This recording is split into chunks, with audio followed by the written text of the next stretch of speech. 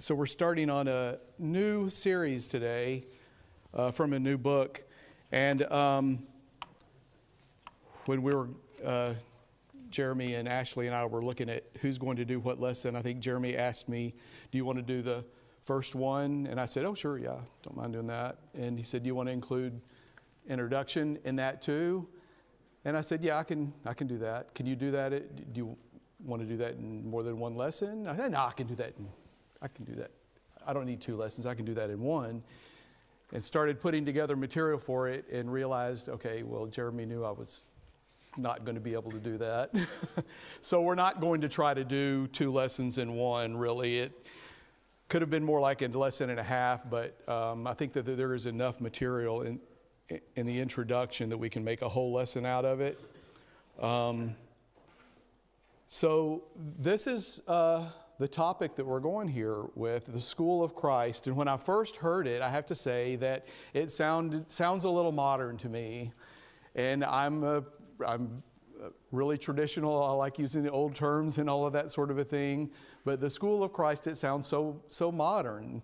And so I was a little bit prejudiced against the material when we first started it. But as I've gotten into it and read through almost the whole thing, I absolutely love this material, and I think you will too. And basically the concept is this: let's be disciples, let's learn to be disciples from the teachings of Jesus himself, from the things that he said, the attitudes that he displays, the way that he engages with other people. And it's just really, really good material. I hope you enjoy it. The material was written by... I've got it on, but this is traditional, right? We always have trouble with this. There we go. By Jacob Hudgens, who James and Brenda will know because he is one of the evangelists at the Twin City Church of Christ in College Station now. I think he's originally from Arkansas. But he wrote this book. Now, what I will tell you is that it's not our intention to go strictly by the contents in the book. We're going to give those people that are teaching and latitude to go outside of just what's strictly in that curriculum. So we don't really feel the need to buy everybody a book because we're not going to be using it. It's not really a class book. We're not going to be using it that way. But it is a really good book. If you want to order it, Jacob Hudgens, you can find it on Amazon. It's $15 or less. Something like that, paperback. You can get it, I think, Kindle too. So if you do Kindle, you can get it that way as well. But it is excellent material. How many of you are Christians?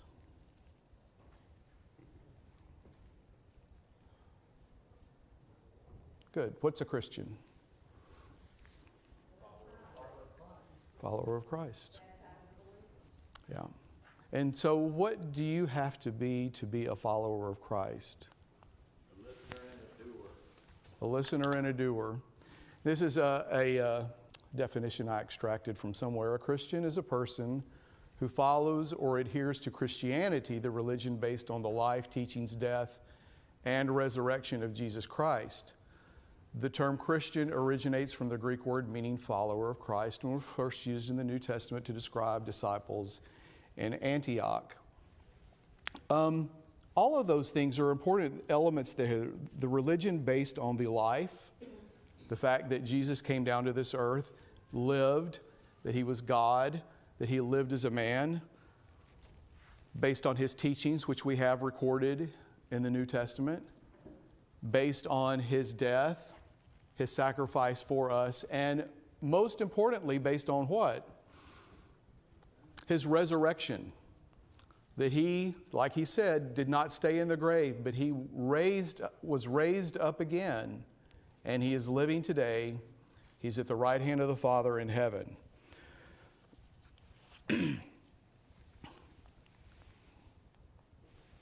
Jesus says in Matthew 11:28, "Come to me, all who labor and are heavy laden, and I will give you rest. Take my yoke upon you and learn from me, for I am gentle and lowly in heart, and you will find rest for your souls. For my yoke is easy and my burden is light. So this is Jesus inviting us to be a disciple of his, to follow him. And believing in Jesus, it's not a one-time event, is it?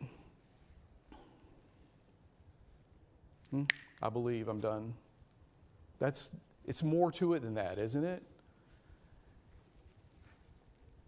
It is a process of growth, and we should constantly be trying to grow.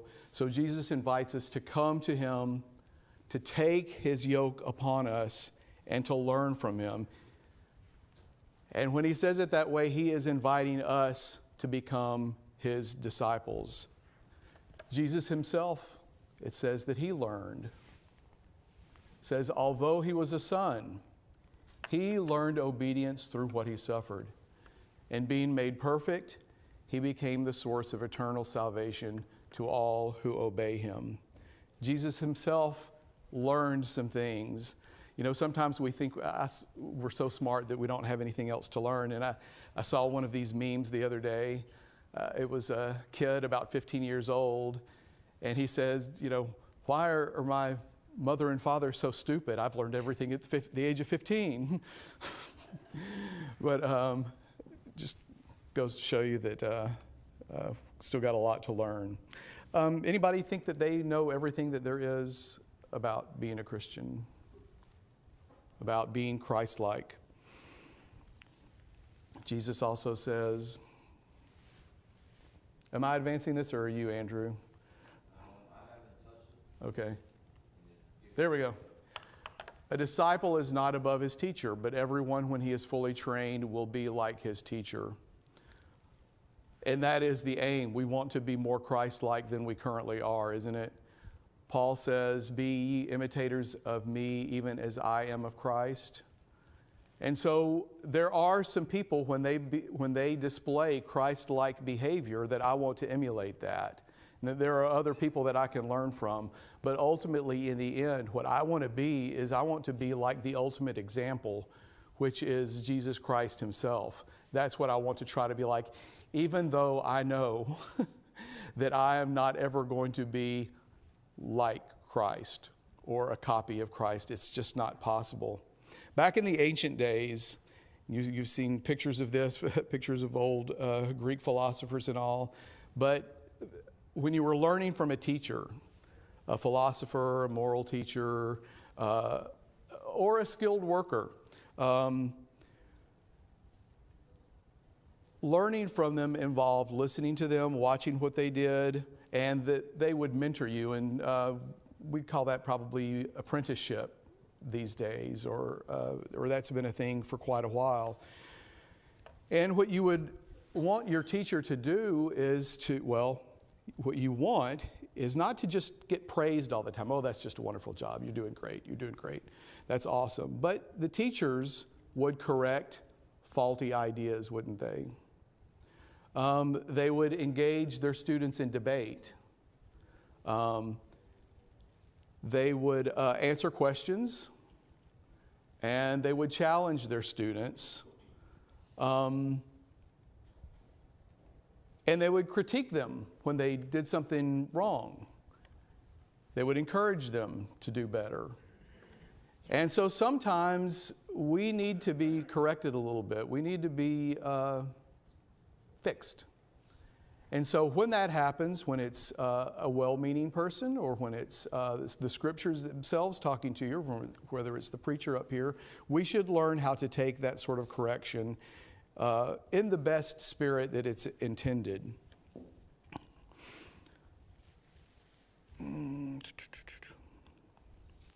So being a follower of Christ, being a Christian, it's somewhat like being in school.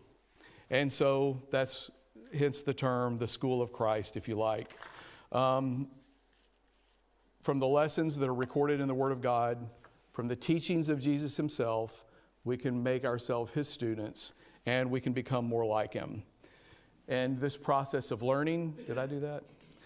This process of learning and transformation is what we mean by having a relationship with Jesus. When Dennis was going through all of the lessons that he did, and hopefully at some point we'll get Dennis back up here. That's what we're talking about when we're talking about having a relationship with Jesus, him being our teacher, him being the person that we can learn from. To us, he has to be more than a list of morals. He's got to be more than just philosophies that we agree with. We can think of him as our individual personal teacher, rightly applying his teachings and changes to our character, trying to make our character more like his character, make our character more like his teachings. But to have Jesus as our teacher, there are certain assumptions that we will have to accept. And the first one is that Jesus' teachings can be known. We have the Bible here, do we not? We have his own words that are recorded. We don't have all of the words that he said while on this earth, but we have what we need. We have what he wants us to have. We also have to agree that his teachings are still relevant to us today. There are people that think that, well, a lot of this stuff is just old-fashioned. It does not apply to us today. Tell me one that's not applicable in a good way to us today. Write it down and pass it to me, because I would like to know what that is. I don't believe that there is anything like that. That a discipling relationship is still possible.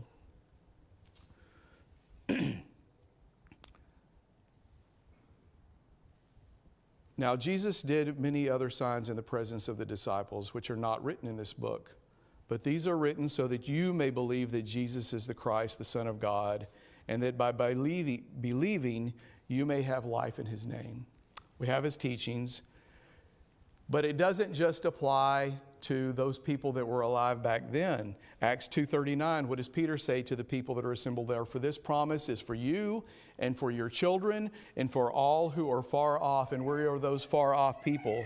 Everyone whom the Lord God calls to himself. Come to me. He's calling to us. There are many signs and wonders that are written in this book that speak to us today. And this information is for us. He wants us to be his disciples. So how do we do that when he was on the earth nearly 2,000 years ago? Well, of course, it's in the Bible. The New Testament in particular, 4 Gospels specifically, Matthew, Mark, Luke, and John is what we're going to be spending the majority of our time in. So the Bible becomes our main touchstone to having a relationship to Jesus. And it is really the curriculum that we'll be using in this class. So from it, what are the things that we can learn? From looking at the teachings of Jesus, we can look at a lot of the things that Jesus liked, and we can see a lot of the things that he did not like.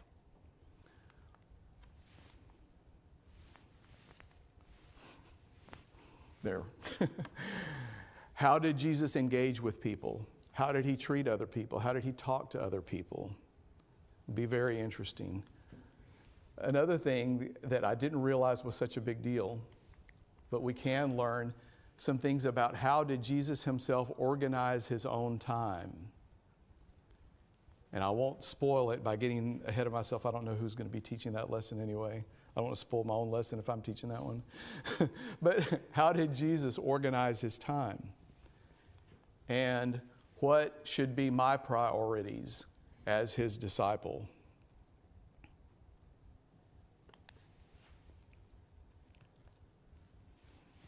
So Jesus said to the Jews who had believed him, "If you abide in my word, you are truly my disciples, and you will know the truth, and the truth will make you free."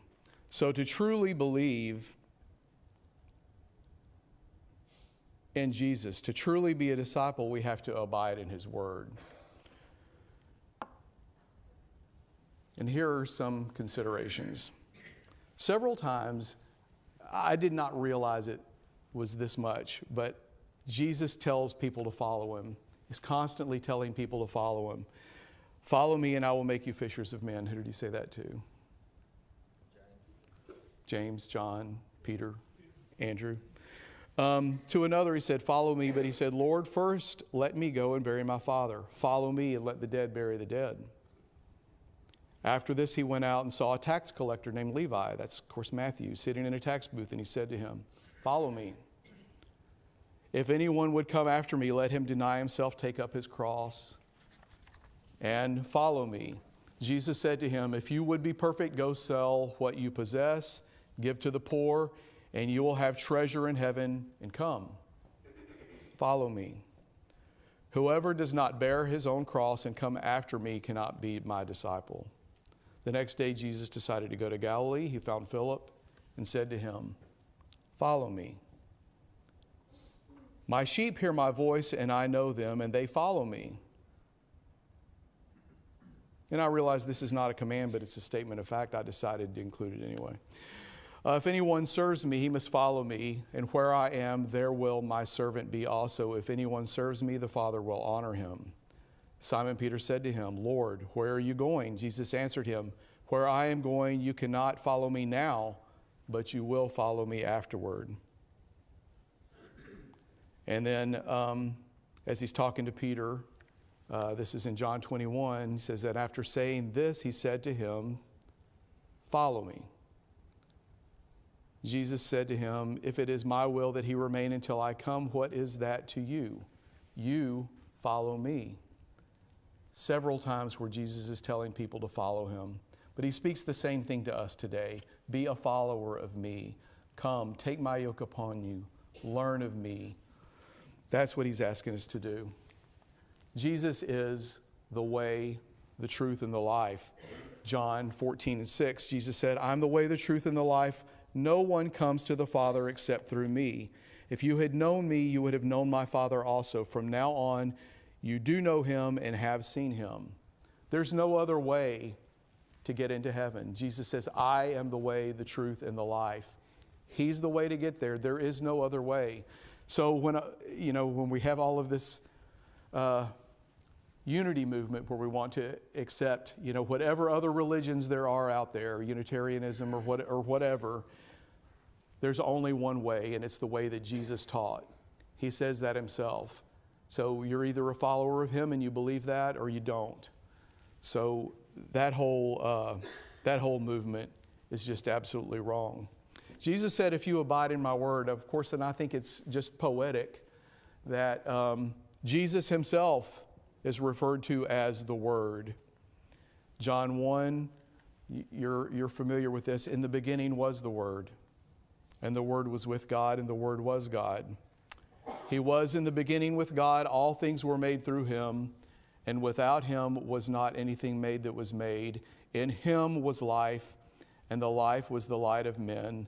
The light shines in the darkness, and the darkness has not overcome it. No accident that John uses those words there. Jesus says, abide in my word, and Jesus himself is referred to as the Word. It says Jesus came to his own. There's different interpretations of what that means. Some people think that when it says Jesus came to his own, that means Jesus came to his own people, came to the Jews.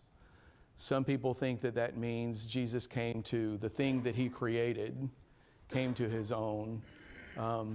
And then there's also the thought that came to his own, well, he's talking about just people in general, not Jews in particular, but he came to the people that he created, the people that he came to save. And what does it say? And that's the one that I favored, just because it kind of includes me too. He came to his own people did not receive him. But to all who did receive him, who believed in his name, he gave the right to become children of God, who were born not of blood, nor of the will of the flesh, nor of the will of man, but of God. He came to his own, he came to us, but his own did not receive him. A lot of them rejected him. Most of them reject him. Are you going to receive him? And if you're going to receive him, you have to receive him as your teacher. You have to receive him as being a disciple of his.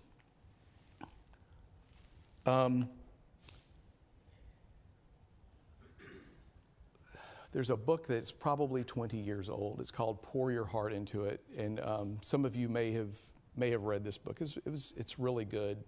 It was written by the founder of Starbucks coffee. Pour your heart into it. But it talks about being really passionate about what you do. And that is how you have to approach becoming a disciple of Jesus or being a disciple of Jesus. You have to be passionate about it. And that's even borne out in Scripture.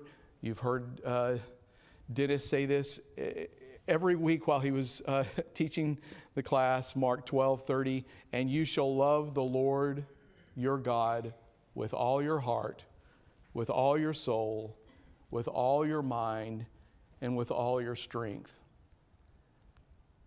Everything you've got, right?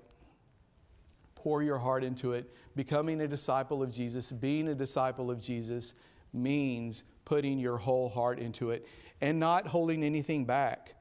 This last one here. You can't be a part-time Christian. It's just not possible. When we talk about loving the Lord your God with all of your heart, all of your soul, it's not saying, well, some of the time. Just, give me, it's not even saying, give me 3 hours every week. It's not saying that at all. You can't be a part-time follower of Jesus. For some, they believe Jesus, but they cannot yet or will not yet fully surrender their lives to Him. Now, I think one of Paul's passages, Galatians 2:20, I think this was one of our memory verses from last year. For I've been crucified with Christ. Nevertheless, I live. I no longer live, but Christ lives in me. And the life I now live in the flesh, I live by faith in the Son of God who loved me and gave Himself for me. Being crucified with Christ means we bury that old person and now we live to Christ. We dedicate our life to Christ.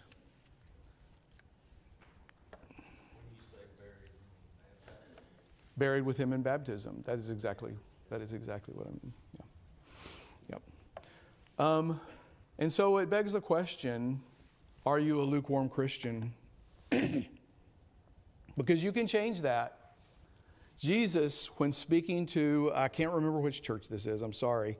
One of the churches of Asia in Revelation says, I know your works.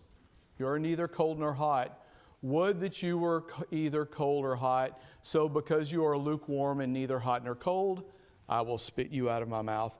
That is not the kind of relationship you want to have with Jesus. It needs to be a passionate relationship. And, how are some of the ways that maybe that's displayed?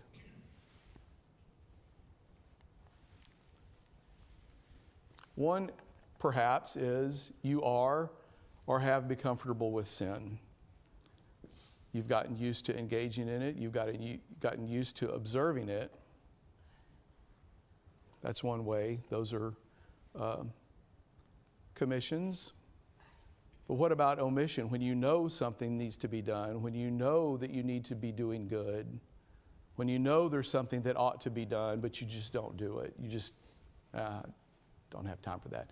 That could be as little as encouraging your fellow Christians by being here. And I know I'm speaking to the choir, so to speak. But it could be something as little as that. Encouraging one another, feeding the poor, clothing people that need to be clothed, all of those sorts of things. Refusing to truly repent, or we justify ourselves in what we're doing even though we know it's not quite right, and so we make excuses. And as I picture the day of judgment, I don't really think that anybody's going to be mouthing excuses. I don't think that that's how that's going to happen. Romans 6:1, what shall we say then? Are we to continue in sin that grace may abound? By no means. How can we who died to sin still live in it? So if we're going to make ourselves disciples of Jesus, we need to put away sin. We can't continue to live in it. We've got to do the things that are required of a disciple. How do we correct someone who was a Christian that's doing things that's against God? How do we go about doing it in a loving, kind way? Well, obviously in a loving, kind way, and I think that it varies person to person, doesn't it? Because we all respond to things a little bit differently. You know, I can't come up to somebody that I hardly know and reprimand them about something harshly. That's not going to go well, because we don't want to drive people away from Christ either. But sometimes correction needs to be made. And that is really a tough thing to do, right? But it must be done, right? It must be done. It's got to be done in a loving way. You've got to develop a relationship with people. And it depends on their attitude as well. Some people you would definitely approach differently than others. Yep.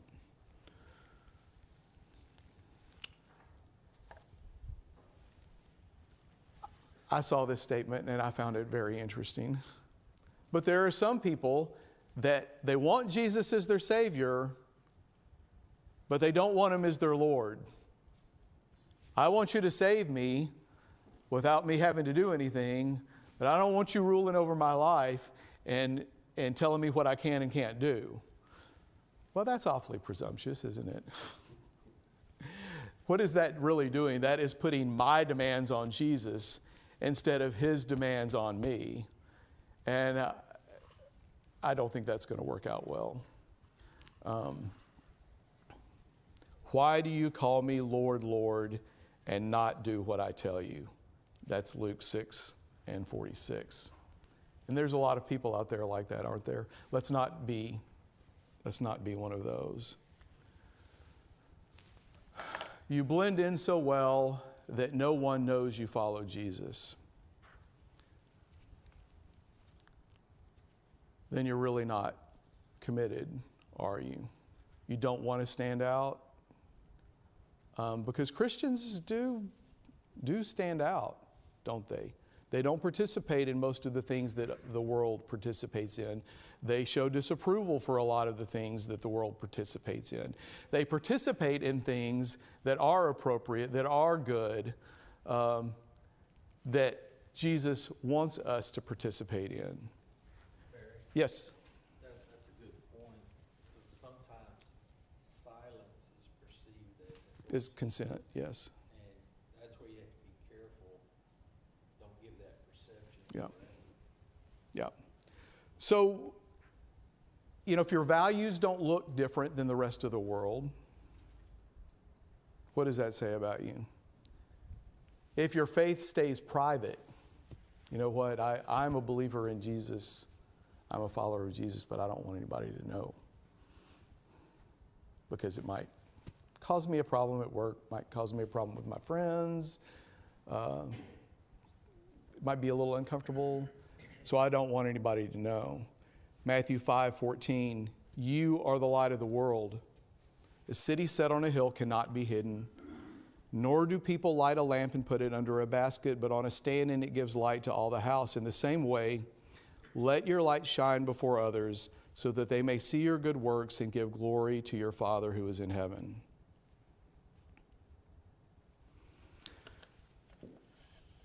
So this study is intended to help us to become the kind of people Jesus wants us to be, and to become, through His teachings, the actions of Jesus, the behaviors of Jesus, the attitude that Jesus shows.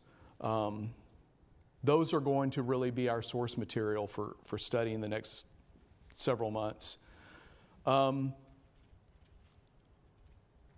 Most of the information that we're going to look at in Matthew, Mark, Luke, and John come from Jesus' work actually discipling His apostles. And when you think about it, who are these people that Jesus took and discipled? He took a group of fishermen. Some of them were political activists. One of them, at least, was a tax collector. And then there were others, and I don't know what all of them did, but He completely transforms their lives, does He not? And by doing that, the teachings of Jesus, the discipling of his apostles, these original 12, transforms the world, does it not? Do you believe that? I believe that. So sometimes the apostles, these original 12, and others, sometimes they seem clueless when you read some of the stories, don't they? When you think about it, often they misunderstand what Jesus is saying, and sometimes, after Jesus has been speaking and they are clueless, they go back to Jesus and said, okay, now what are you talking about? And then he goes back and explains it to them some more. Sometimes they ask ridiculous questions. It's easy for us to look back on now and say, well, that was really a ridiculous question because we have hindsight and all this, but some of them were somewhat ridiculous. When Jesus gave them some power from the Holy Spirit, they use it to threaten people with.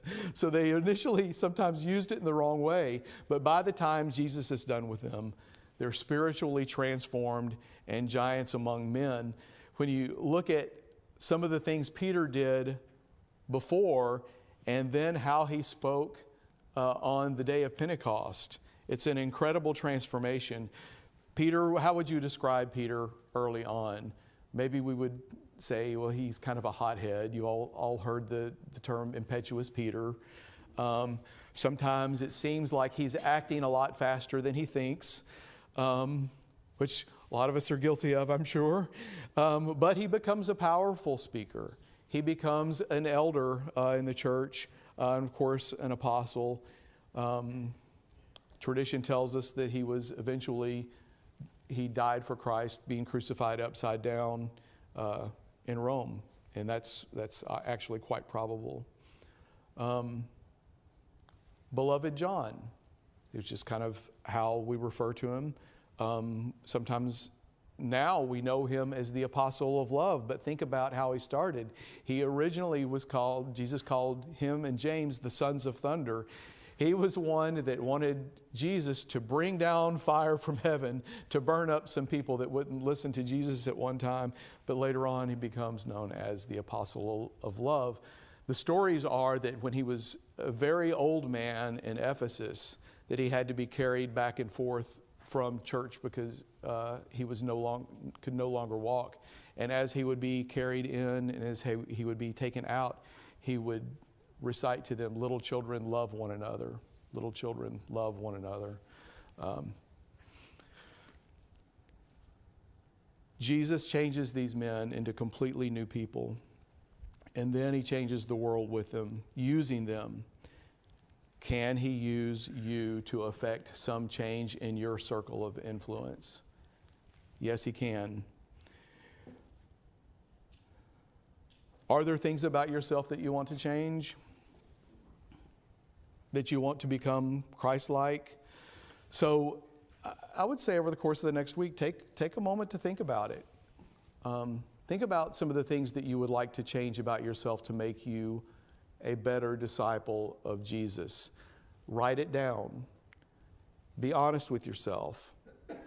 What do I need to change about myself to become more in line with the person that Jesus wants me to be, wants me to become?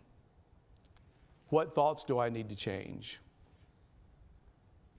What attitudes do I need to change? What actions do I need to change? That's what I want Jesus to do in my life.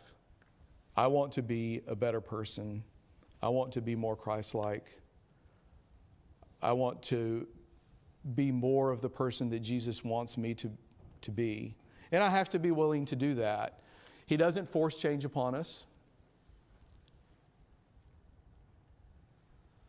I know a lot of the teachings of Jesus, but I myself, at times, I realize I'm nothing like him. But I want to be. And so I want to be all the time. And so that's the interesting thing about being a Christian. There's always something to learn. There's always a way to grow. And luckily, we have the answers right in front of us. We need to listen to Jesus more. We need to obey him more, and we need to obey him more from the heart. The more we listen to him, the more we begin to see other areas that need to be addressed by him. His teachings, 2,000 years later, they still challenge us, and we need to open up our thinking to his way and not our earthly way of thinking. So during this course, here are the things that we're going to look at. First of all, we're going to look at attitudes that we must have in order to be a disciple of Jesus. So initial attitudes that we have to have, and there are places to start where we begin our work as learning to be disciples of Christ. What is it about our attitudes that need to be in line with the way that Jesus wants our attitudes to be in order to be good disciples of his? Then we're going to look at things that we need to give up, things that we need to let go of, certain behaviors, certain attitudes that Jesus challenges us to leave behind and to move forward.